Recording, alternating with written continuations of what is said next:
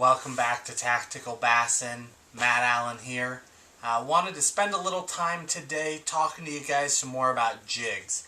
I know I just started into this topic last week, and I've decided that we're going to do a series with this because jig fishing is truly one of my passions. It's not something I can cover in a 5-minute video, a 10-minute video, even a half-hour video. Jig fishing is a huge piece of subject matter. So I want to cover the different kinds of jigs I use, the different head designs, that sort of thing, the different weights I use, how I use them, why I use them, where we use them. I want to cover all that for you guys so you don't miss any of it. So we're actually going to do this in a series. This is the first video. I just want to give you a quick introduction to the different head designs. This will be the first video so that when I start using these names interchangeably, you can come back and watch this video and remind yourself which head, which hook style I'm talking about, so we're always on the same page as I go into this tutorial on jig fishing. So here we go. Let me start off by introducing you to the various head designs that I use. The first head that we're going to talk about is this one here. This is your football head. Given its namesake, the head itself has a bit of a football shape. You have a flat eye, typically a lighter wire hook, though not necessarily, and then fairly complex skirts.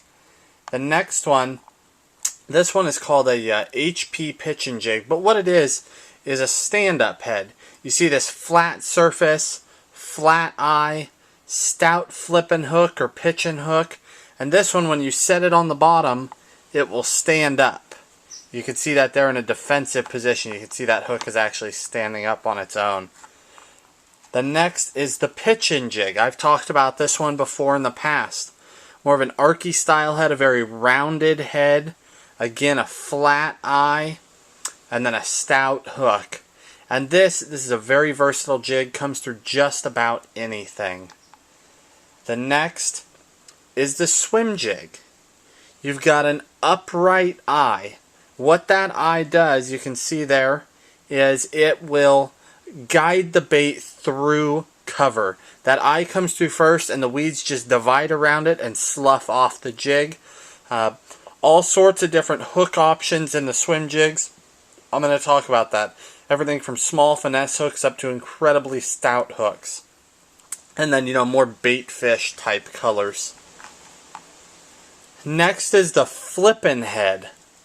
You've got an upright or vertical line tie, and then more of a pointed head, if you can see that there.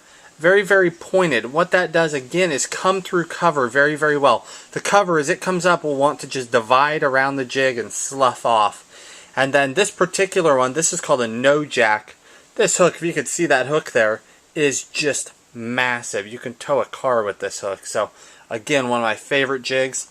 And then last, for punching, this is the jig I use. Again, it's a Flippin style head, more of that cone shape, an upright eye, and then very weight forward. As you can see when you look at this in my hand, the back of the jig itself has very little weight. Most of the weight is up here in the front of and around the eyes. You can see it there as well. How much of that weight is up here in the front section. What that does when you're in heavy vegetation, you start pulling on that jig, it will want to stand up and then dive down through that cover. That's what it's doing.